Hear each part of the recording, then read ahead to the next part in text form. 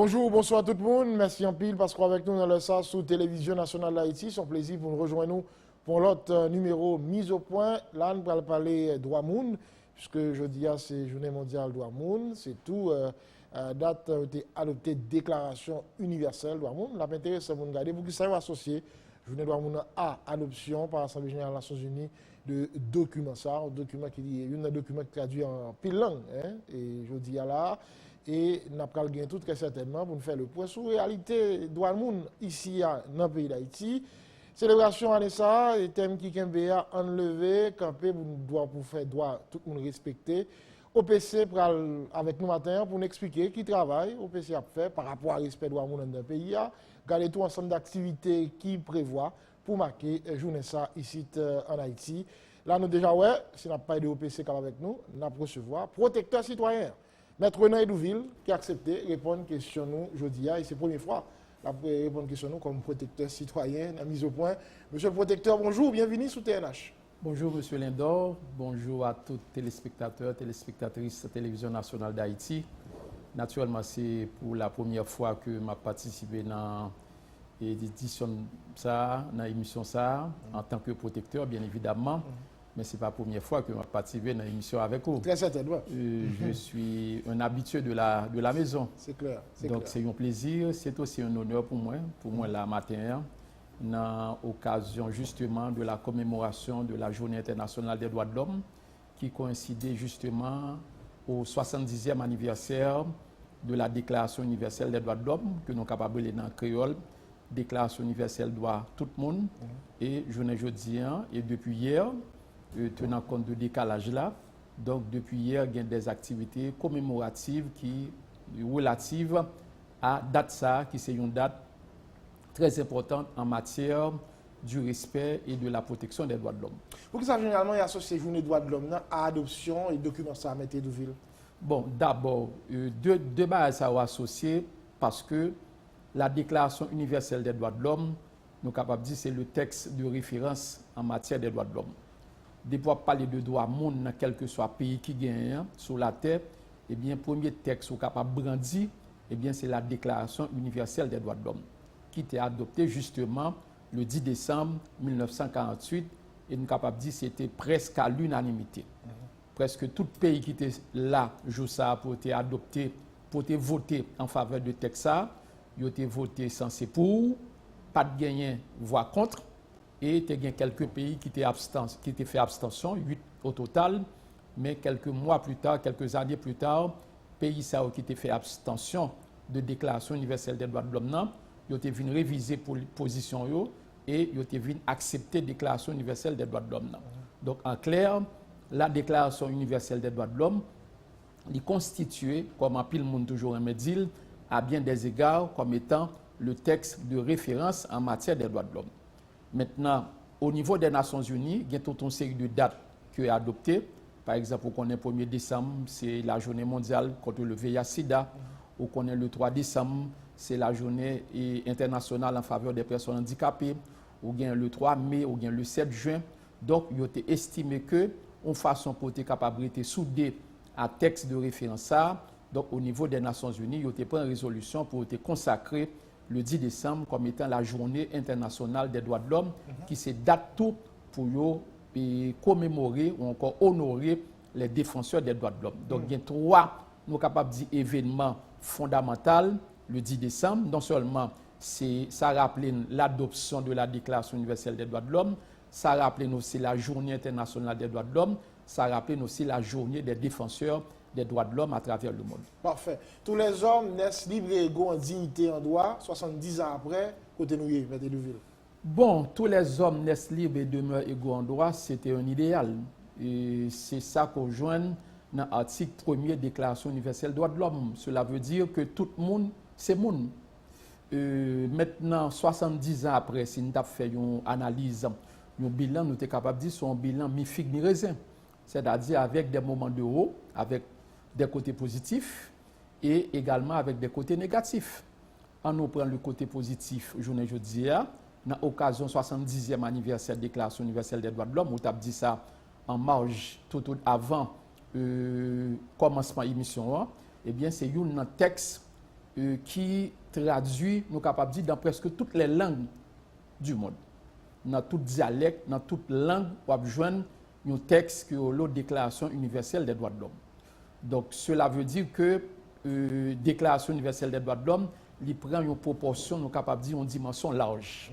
Deuxième bagage fondamental, tout, c'est que, quel que soit texte qui a un rapport avec le droit, qui a un rapport avec la justice, ou bien qui a un rapport avec les droits de l'homme d'une manière très générale, eh bien, il est basé sur la Déclaration universelle des droits de l'homme. Donc, par exemple, si nous prenons un texte que, au niveau du Parlement haïtien, qui a décidé d'adopter, eh bien, le plus souvent, dans les considérants, il y a toujours dit considérant ou encore vu la Déclaration universelle des droits de l'homme. Donc, en clair, pas un document juridique, pas un texte juridique qu'on est capable d'adopter sans qu'on pas faire référence à la Déclaration universelle des droits de l'homme. Maintenant, deuxième bagage qui vient tout, c'est que grâce à la Déclaration universelle des droits de l'homme, eh bien, il y a tout un ensemble de droits, nous capables de dire, qui a propagé à travers le monde.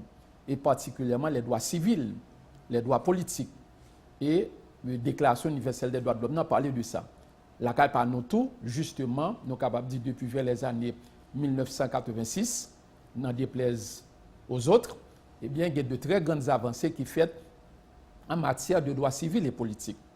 Par contre, dans un autre tableau, on a pu reconnaître, ceci en toute objectivité, qu'il y a beaucoup à faire en matière de droits économiques, sociaux et culturels.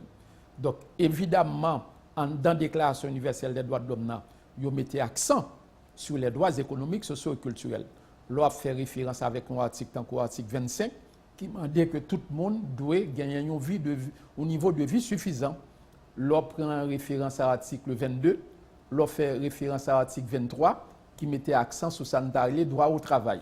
Donc, c'est autant de droits qui sont insérés également dans la Déclaration universelle des droits de l'homme, mais nous sommes capables de dire un peu partout à travers le monde, surtout dans les pays en voie de développement, les pays émergents et également en Haïti, nous sommes capables de dire qu'il y a encore des défis parce que il y a pile monde, aujourd'hui, plus de 70 ans après, qui n'ont pas accès à la santé, qui n'ont pas accès à l'éducation, qui n'ont pas accès au logement, qui n'ont pas accès à la nourriture. Donc, en clair, nous sommes capables de dire que c'est un tableau.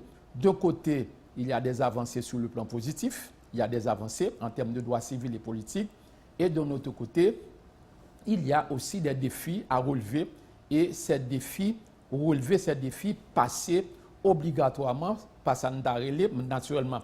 Il n'y a pas dans la Déclaration universelle des droits de l'homme, si vous permettez, M. Lindor, mais je dis de plus en plus, à chaque fois qu'il y a parlé de Déclaration universelle des droits de l'homme, à chaque fois qu'il y a parlé de droits de l'homme en général, il y a toujours une participation de tout un chacun. Parfait. Cela veut dire qu'il y a une logique qu'il faut comprendre que déclaration respect droit de l'homme n'est pas seulement capable de nommer les autorités étatiques. Évidemment, les autorités étatiques sont les premières responsables, c'est eux-mêmes qui ont une première mission pour faire respecter les droits de l'homme, mais la société civile aussi a son mot à dire. Et c'est ça qui fait qu'un pile spécialiste, je a tendance de plus en plus à parler d'une responsabilité partagée en matière du respect ou de la protection des droits de l'homme. Parfait. Le 10 décembre, jeudi, la Météo-Ville sont la clé pour les droits de l'homme et principe déclaration universelle doit jeter base de la promotion, de la protection et du respect des droits de l'homme dans le monde entier. Mais la CAI pas nous le dire 70 ans après, nous plus près, nous plus loin, côté nier. Bon, nous ne pouvons pas dire nous plus près, nous ne pouvons pas dire nous plus loin. Nous sommes capables de dire nous sommes un chemin pour nous faire avancer encore respect des droits de l'homme. Donc, si nous disons nous plus près, c'est peut-être tout simplement baisser les bras. Si nous disons nous plus loin, nous capables de dire c'est une attitude pessimiste, mais nous sommes capables de reconnaître tout simplement qu'il y a des efforts qui sont faits. Il y a des efforts qui sont faits. À quel niveau? D'abord en termes de droits civils et politiques. Et quelques années, bien avant, M. Lindor, c'est un peu difficile pour nous, en la télévision nationale, je dis, pour nous parler de questions de droits de l'homme, de liberté individuelle, de liberté fondamentale. Ou même en tant que journaliste très expérimenté, il est un peu difficile pour parler de droits de l'homme, nous sommes capables de dire en toute aisance. Donc, en clair, il faut nous reconnaître que dans le cadre processus de démocratisation en Haïti, eh bien, il y a des efforts considérables qui étaient faits et qui permettent que la question de droit moun avancer en termes de droits civils et politiques. Et ceci, ce n'est pas un cadeau, mais c'est plutôt le fruit des luttes menées par plus d'eux.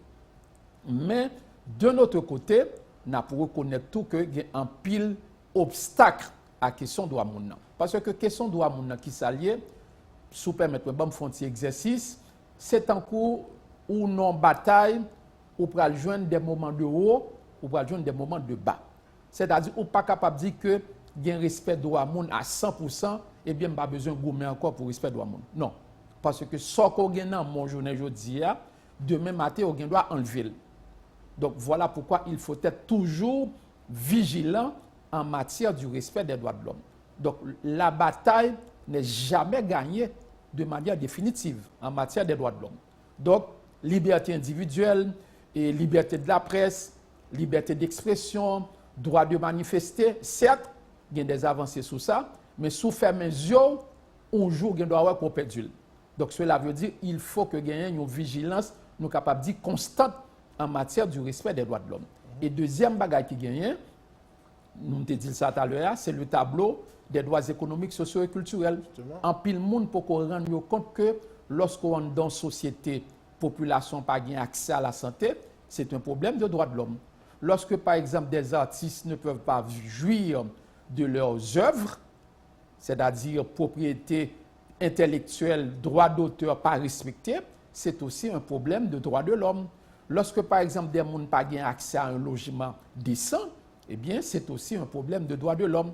Or, nous avons pile type de problème ça en dans la société haïtienne, journée aujourd'hui. Et c'est peut-être ça que nous ne sommes pas capables de dire que nous sommes plus loin, non? Nous ne sommes pas capables de dire que nous sommes plus près, mais nous sommes capables de reconnaître que, de manière générale, du point de vue général, il y a des efforts qui ont été consentis. Certes, nous sommes dans un processus de démocratisation. Il faut que bataille, promotion, promouvoir, campagne d'éducation en matière des droits de l'homme, il continue, et ceci à tous les niveaux, non seulement au niveau du secteur étatique, mais également au niveau de la société civile. Et c'est ça que nous-mêmes avons fait au niveau de l'OPC depuis environ plus d'un an. Parfait. Là, on parlait de droit à la santé, droit pour nous, et un côté priorité, mais droit tout pour nous manger, droit tout pour nous à l'école, droit tout pour nous avoir accès à la sécurité.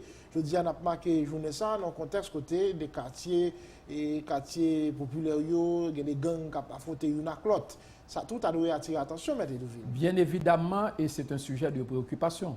C'est un sujet de préoccupation dans la mesure où, depuis nous faire référence à la situation qu'a développée dans des quartiers populaires de l'ère métropolitaine, nous avons un bagage de droit à la sécurité.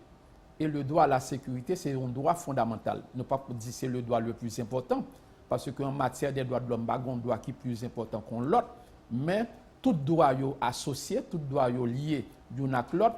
Lorsque, par exemple, il y a un droit à la sécurité, eh bien, il y a un impact, nous sommes capables de dire, sur tout l'autre droit. Éducation en jeu, alimentation en jeu, travail en jeu, loisirs en jeu. Donc, bref, nous sommes capables de dire que le droit à la sécurité a son droit qui est incontournable.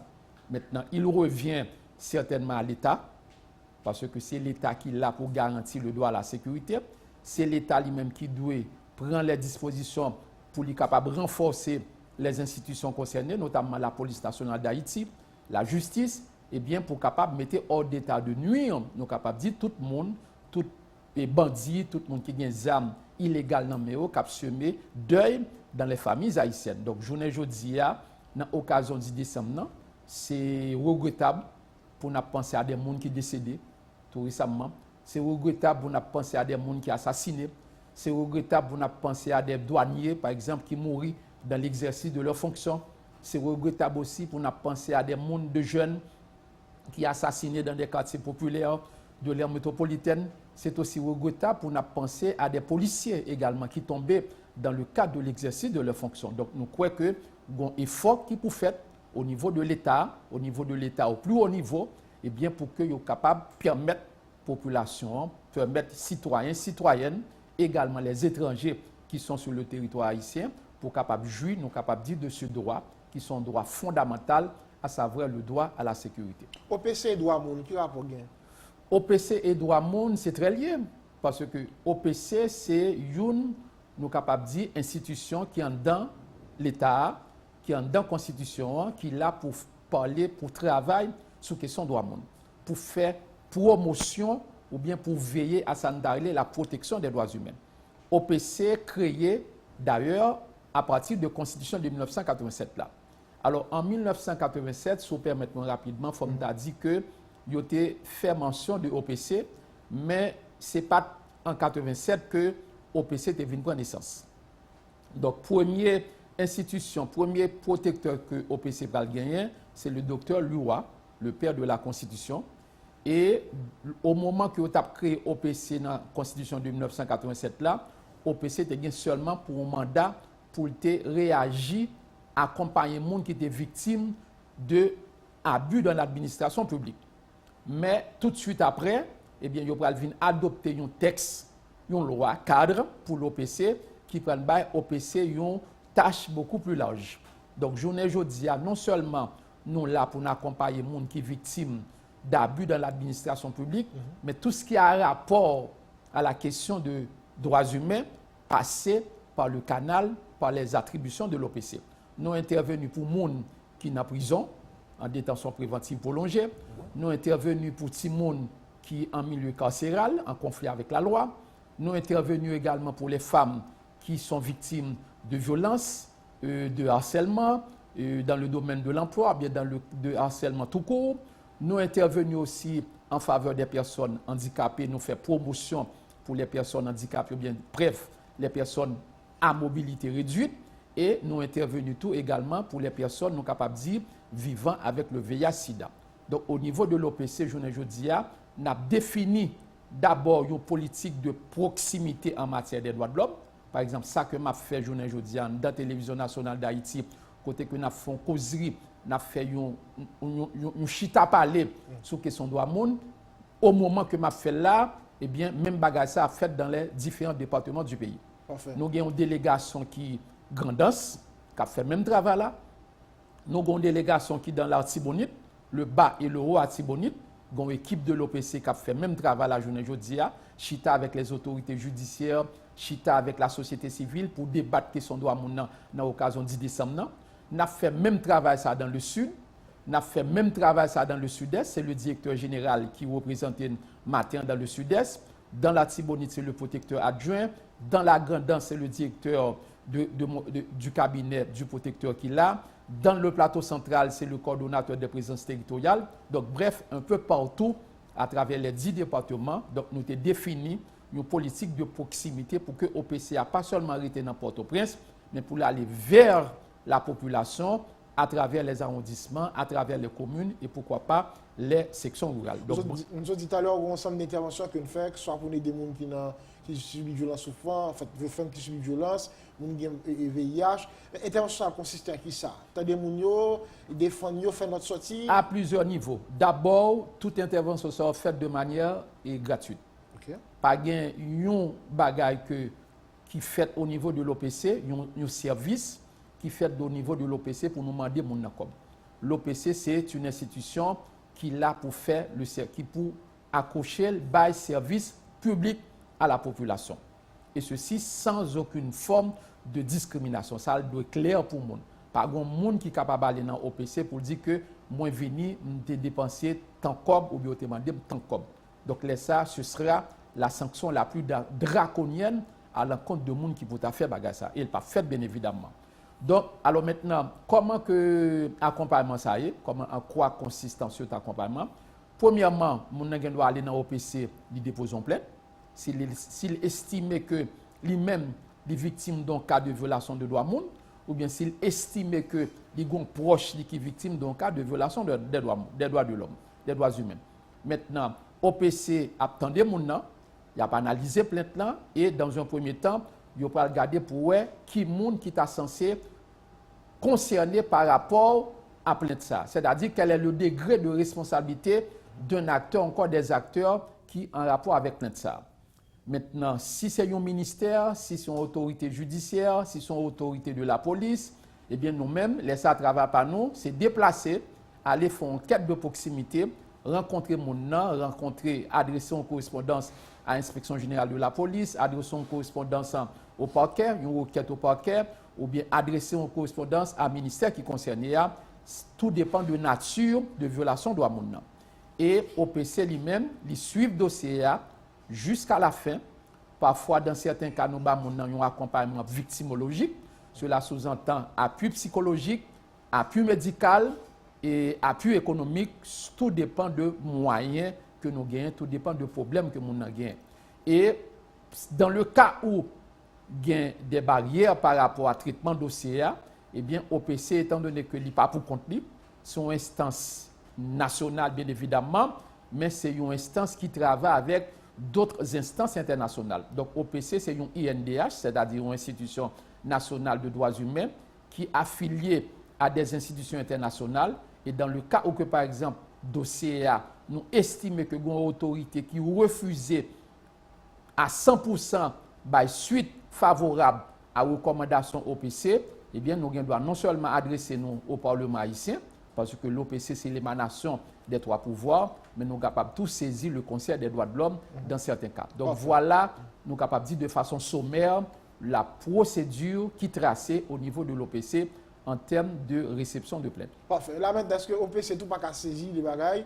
Parce que son pays, je dis à là, on va à l'hôpital, et puis le médecin, seulement pour le cas intervenu, ou arriver dans l'hôpital l'État. Est-ce que nous pas faire l'autosaisine? Exactement. Exactement. Donc, non seulement que une victime doit déposer une plainte, mais dans certains cas, OPC lui-même il fait autosaisine. C'est-à-dire, OPC pas attendre mon vin côté dans le bureau que nous gagnons à la Lue et à Bourdon et dans les villes de province. OPC lui-même doit, à partir de une information que le gagne, à partir d'une information qui vérifiée au niveau de la presse, OPC doit faire autosaisine, c'est-à-dire aller directement auprès de mon nom pour le prendre dossier. Et il y a un problème de moun. Bien sûr, et il y a un exemple que je suis capable de prendre rapidement pour M. Lindor, eh bien c'était au cours de cette année, je n'ai pas de date en tête, mais je pense que c'était au cours de cette année, peut-être que c'était pendant les vacances d'été, eh bien il y a deux jeunes et que ils ont retrouvé dans une machine qui t'a fait l'amour. Ça a été fait bruit. Dans un premier temps, c'était à travers les réseaux sociaux. Et les policiers qui étaient arrêtés, ont décidé de filmer mon et puis prendre une image de demoiselle là avec sous-vêtements, et bien, te mettre à travers les réseaux sociaux. Donc, au regard des droits de l'homme, c'est une atteinte à la dignité humaine. Au regard des droits de l'homme, c'est une atteinte à la valeur humaine de la personne. Et nous-mêmes, nous pas tant moun sa ou te vin côté nous, n'aller sur le terrain à travers des enquêteurs de l'OPC et avec l'appui aussi d'une organisation de droits humains, nous sommes arrivés à identifier moun sa ou. Dans le côté nous accompagnons, nous mettons en confiance parce que dame ça ton petit gens sous le choc, c'est certain. Monsieur a tout été sous le choc et nous accompagnons et nous aidons à déposer plainte. Et je suis capable de dire que l'inspection générale de la police, l'inspecteur général en chef lui-même, à qui que moi voyais toute félicitation, eh bien, il a réagi avec diligence. Tout de suite après, au niveau de l'inspection générale de la police, il est arrivé à identifier ces policiers qui étaient violés, nous capables de dire, un principe fondamental en matière des droits de l'homme. Le dossier a été acheminé au parquet et je crois actuellement le dossier au niveau du cabinet d'instruction pour que ces policiers soient jugés de cette infraction grave qu'ils ont commis dans l'exercice de leur fonction. Donc là, ça, ce n'est pas une victime qui est venue dans l'OPC, c'est nous-mêmes qui avons décidé de faire l'autosaisine dans le cadre de ce dossier qui était fait en pile bruit dans le pays. C'était au cours des vacances d'été, si j'ai bonne mémoire. Est-ce que des agents, par exemple, à l'hôpital, qui regardent comment la réalité est par rapport à son cabane, mon service à recevoir dans le market show, dans l'entreprise, l'État, pour nous, effectivement, ça a dit à faire mission, ça a fait pour que droit moun pas bafoué, sinon, pour OPC rapidement, faire ça pour le faire. Monsieur Lindor, premier bagage que je suis capable de dire, c'est qu'au niveau de l'OPC, on a des contraintes. On a des contraintes budgétaires. Moi, pas trop spécialiste en chiffres, même quoi actuellement, au niveau de l'OPC, nous avons environ près de 60 ou bien 70 millions de gouttes comme budget annuel. Et 60-70 millions de gouttes, nous avons près de 85% qui allaient dans le salaire personnel. Donc cela veut dire, pour nous faire ces deux activités, parfois nous avons des problèmes économiques. Mais ça n'a pas empêché que OPC fait travailler convenablement, embrasser toute question droit monde en général. Non seulement que nous établissons une politique de proximité, mais je ne dis pas, nous avons pour que principe que est en matière des droits de l'homme, le principe de l'indissociabilité en matière des droits de l'homme respecté. Cela veut dire qu'il faut que nous aidions la population à comprendre que lorsque on parle de droits monde, ce n'est pas seulement faire manifestation, ce n'est pas seulement liberté de la presse, ce n'est pas seulement dissolver. Évidemment, ce sont des droits humains. La liberté de la presse, la liberté d'expression, le droit de manifester. Mais il n'y a pas que ça. Il y a aussi les autres droits humains, les autres droits humains. Santé, l'école, nourriture, transport public, travail décent, bien évidemment. Travail décent, loisirs. Et c'est ça que nous avons fait aujourd'hui. Nous pas quitter personne monde dehors. Nous embrasser la cause de toutes les catégories sociales. L'OPC, c'est le porte-parole de la population en matière des droits de l'homme. Autrefois, par exemple, il y a des catégories qui étaient négligées. Par exemple, nous avons par exemple les personnes âgées. Tout récemment, nous créons une entité que nous appelons l'entité des personnes âgées. Le 1er décembre, tout récemment, nous avons organisé une causerie avec les personnes vivant avec le VIH-Sida, cap victimes de discrimination, cap victimes de stigmatisation, cap victimes parfois de déni de justice. Donc, en clair, pour nous-mêmes au niveau de l'OPC en tant qu'institution de protection et de promotion des droits humains, une institution étatique, une institution indépendante, même si c'est l'émanation des trois pouvoirs, nous entendons de fait et nous avons pris l'engagement de travailler pour la protection de tous les droits de l'homme, sans aucune exception. Et ça qui fait force nos journées aujourd'hui. Moi, j'ai plaisir pour me dire ça. Et ou même, on est capable de comprendre ça. Télévision, les téléspectateurs, les téléspectatrices de télévision nationale, là, capables de comprendre ça. Ça qui fait force nos journées aujourd'hui, c'est que nous ne sommes pas seuls dans ce combat. Nous avons la presse avec nous, en grande partie. Nous avons aussi les étudiants, les écoliers. Et c'est sur eux que nous comptons.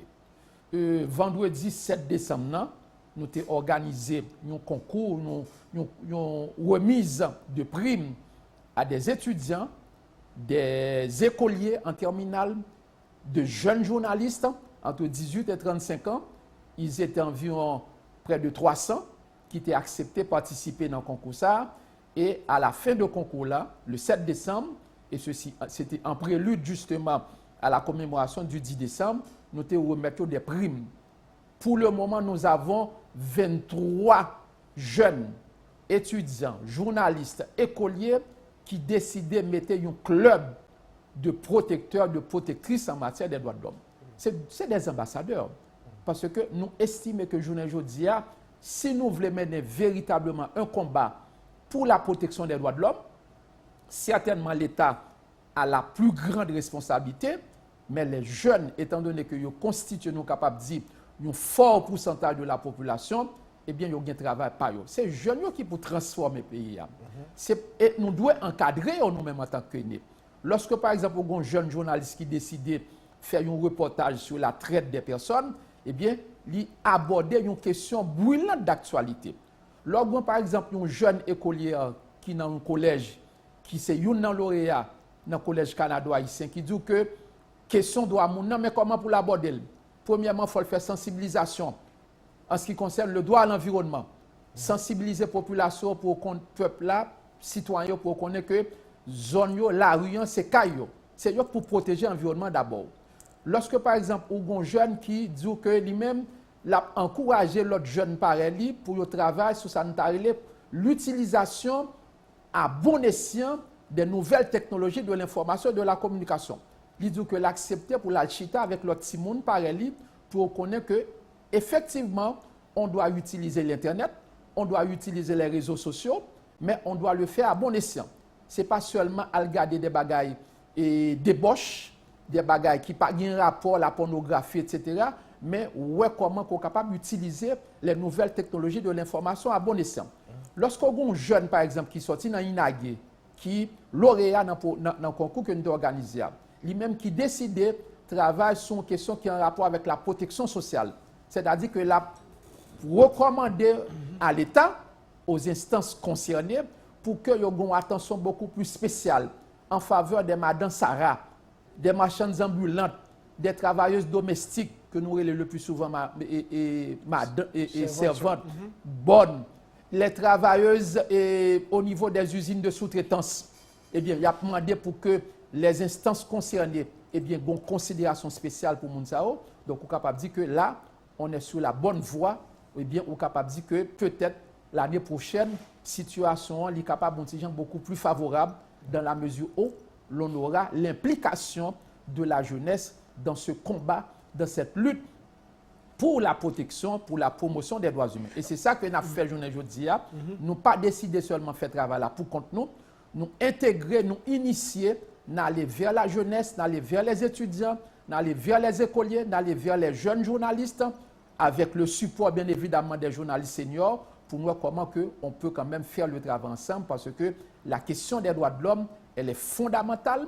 C'est lui-même qui est capable de permettre d'arriver vers la démocratie, vers la paix, vers le développement durable, vers le progrès, et ça demande la participation de tout un chacun. Non, là c'est bon pour nous responsabiliser tout le monde. Alors, au niveau OPC, si nous complainte, nous venons faire une garantie à 100% que nous avons fait suivi et la première côté pour le on a une garantie à 500% que nous avons fait suivi, mais seul bagage qui est capable de dire, et capable de mettre comme un bémol, la loi qui définit OPC, pas bail OPC, nous capable de dire un pouvoir contraignant, malheureusement. C'est dommage. C'est dommage. Donc OPC peut faire des recommandations, OPC peut faire le plaidoyer auprès des autorités étatiques, mais contrairement à certaines autres instances étatiques, eh bien, les recommandations de l'OPC ne sont pas, ou bien n'ont pas un caractère contraignant. Cela veut dire quoi?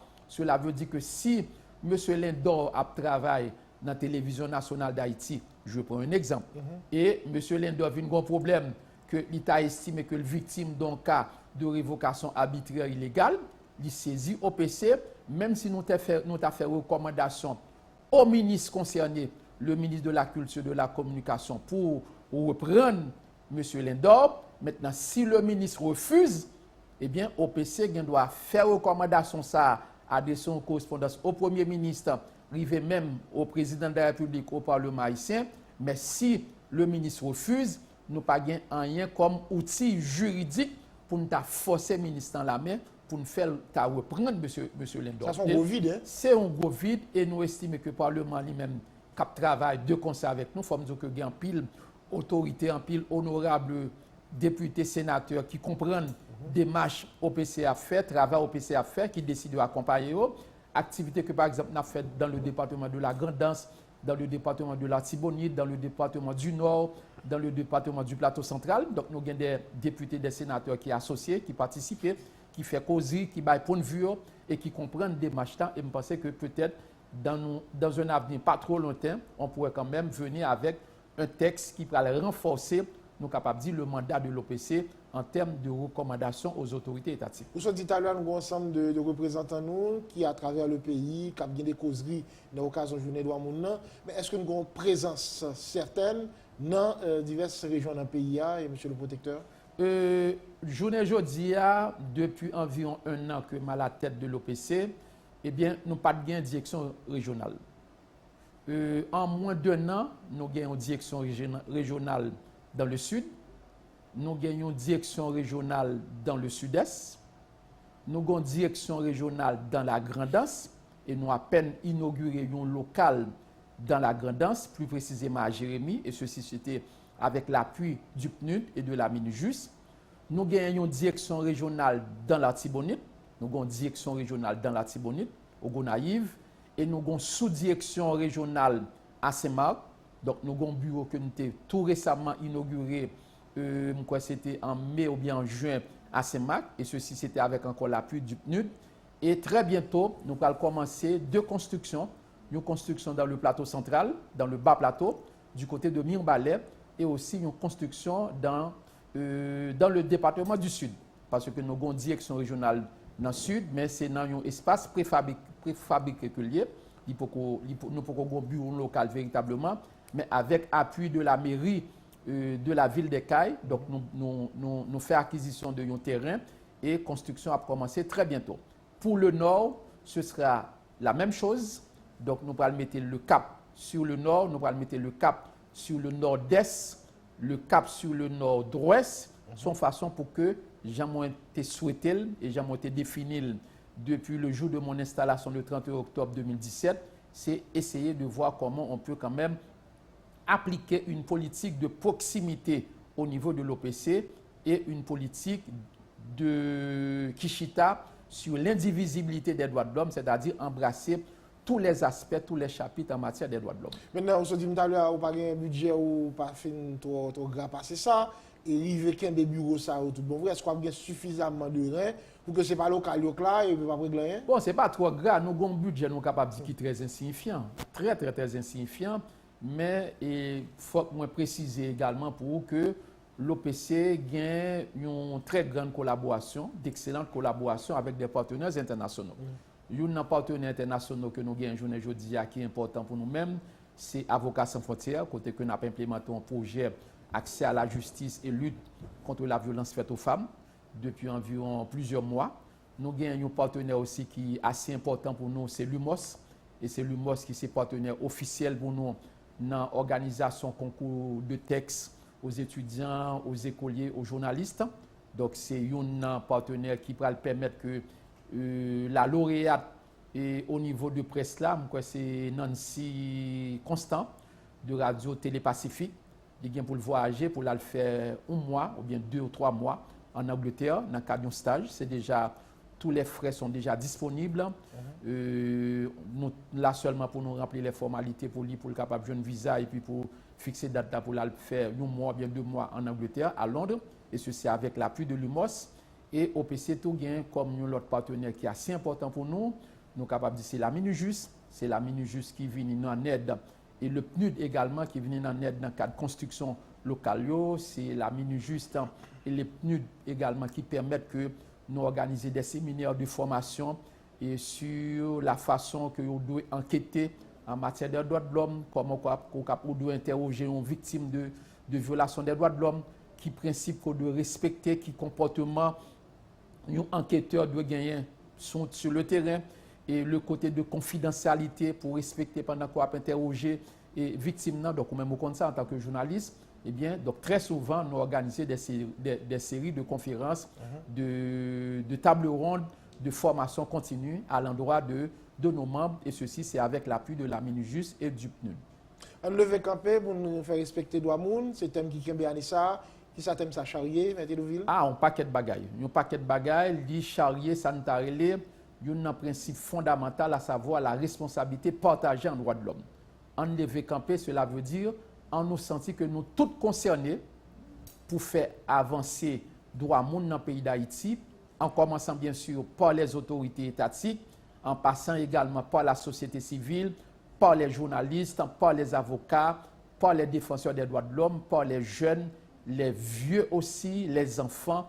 Donc c'est nous tous qui devons lever camper pour nous faire droit moun avancer, parce que côté pas de droit moun, pas de société, pas de stabilité, pas de sécurité, pas de progrès, pas de développement durable. Donc en clair, le respect ou la protection des droits de l'homme est incontournable en matière de développement, de progrès, de sécurité, de paix durable dans une société. Je veux dire, un peu, mon dit, la vie est plus difficile, contexte général de crise économique, pas seulement en Haïti, crise sociale, crise politique, même crise écologique. Est-ce que bataille n'a pas paraître plus corsé? Il est corsé, mais nous pas baisser les bras. Parce que en matière de lutte pour la démocratie, tout comme en matière de lutte pour le respect des droits de l'homme, il ne faut jamais être pessimiste. OK? Ou pas capable d'optimiser à 100%, c'est la détermination qui compte. Et 70e anniversaire, ça, et c'est un véritable signal pour réveiller conscience tout le monde, peut-être conscience cap de mieux. Bien sûr, et on croit que les fêtes, faut le faire plus souvent, faut réveiller de conscience continuer faire. Et ou même on est quoi faire non seulement ici au niveau de la télévision nationale d'Haïti, mais toujours faire également au niveau de Radio Lumière. Donc nous croyons qu'il faut nous sommes capables de dire une complicité de façon positive entre les citoyens et les citoyennes, entre tous les individus de la société haïtienne qui remet le pays pour que nous soyons capables de faire avancer cause droits de l'homme qui c'est un bagage fondamental pour la société haïtienne. Le message du protecteur dans l'occasion du 10 décembre, salut. Le message, c'est demander aux autorités étatiques de faire de la question des droits de l'homme une priorité dans leur champ d'action, dans leur politique publique. Et aussi, c'est un message que nous voulons adresser à plus d'un, aux gens de la société civile, pour leur faire comprendre qu'il faut une responsabilité partagée en matière des droits de l'homme. C'est chacun et chacune, tout le monde qui doit porter coup de main pour nous faire avancer causes ça, qui sont causes nobles, que Émile Saint-Lô te défend pour nous le 10 décembre 1948 et que en pile l'autre monde te défend le 10 décembre 1948 et que journée aujourd'hui à nous avons plaisir pour nous commémorer le 70e anniversaire de ce texte fondamental et commémorer également la journée internationale des droits de l'homme. Merci un peu, M. Douville, merci parce que tu es disponible. Malgré que le calendrier est vraiment pas là, mais heureusement tu as accepté de répondre aux questions. Merci et bon travail au niveau de l'OPC. C'est un plaisir et c'est aussi un devoir pour te partager en pile d'informations avec les téléspectateurs, les téléspectatrices de la télévision d'État, la télévision nationale d'Haïti. Encore une fois, merci pour cette opportunité et bonne journée. On devait camper pour nous faire respecter le monde, c'est un qui est dans l'occasion 10 décembre et c'était avec M. Renan Douville, protecteur citoyen. Nous avons brassé l'idée dans mise au point Josia. Sont avec nous en direct. Nous souhaitons passer une très bonne journée et si c'est en rediffusion, bon après-midi, bonne soirée et surtout bonne semaine.